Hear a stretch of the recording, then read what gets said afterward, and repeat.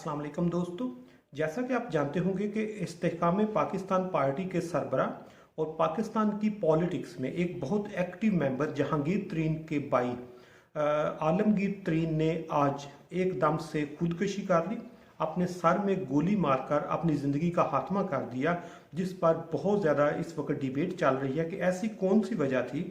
कि आलमगीर तरीन ने खुदकुशी की। तो उसके लिए आज के सेशन में मैं आपके साथ ये डिस्कस करूंगा कि उसकी कौन सी वजूहात थी, किस वजह पर उसने खुदकुशी की और किस तरह इन चीज़ों को हम मिनिमाइज कर सकते हैं। तो उस पर जो सबसे पहले नंबर पर रिपोर्ट आई है वो ये कह रहे हैं कि जो जियो न्यूज़ ने ये लॉन्च की है कि उसके जो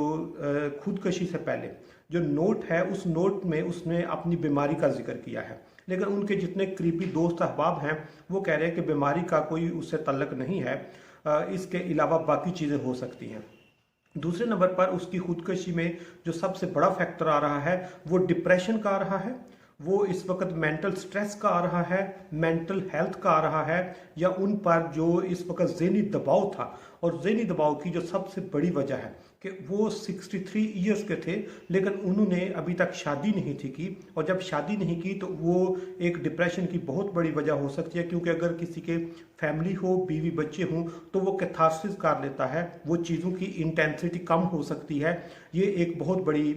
वजह है। दूसरे नंबर पर उनके पास जो रिसोर्सेज थे, जो इनकम है वो बहुत ज़्यादा थी, वो बहुत बड़ा बिजनेसमैन भी थे। इसके अलावा जो मुल्तान सुल्तान्स हैं, ठीक, उसके ओनर हैं, उसके ये मालिक थे, इनकी अपनी टीम थी मुल्तान सुल्तान्स, वो उसको लीड कर रहे थे। और तीसरे नंबर पर जितने उनके पास रिसोर्सेज थे उसके साथ उनके पास कैथारसिस नहीं हो पाया, उनके पास किसी के साथ शेयर नहीं कर सके, जिसकी वजह से उन्होंने अपने सर में गोली मारकर ज़िंदगी का खात्मा कर दिया। इसलिए इस वक्त की ज़रूरत है कि लोग अपनी मेंटल हेल्थ पे फोकस करें,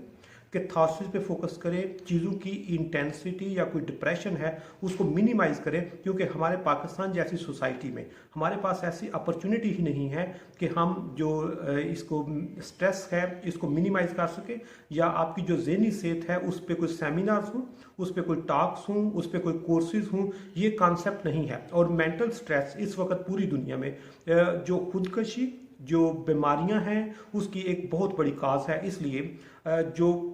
आपके पास जितने भी रिसोर्सेज हों वो आपको खुशी नहीं दे सकते। खुशी देने के लिए आपको मेंटल हेल्थ पे फोकस करना होगा, अदरवाइज इस तरह के जो मामलात हैं ये बढ़ते जाएंगे।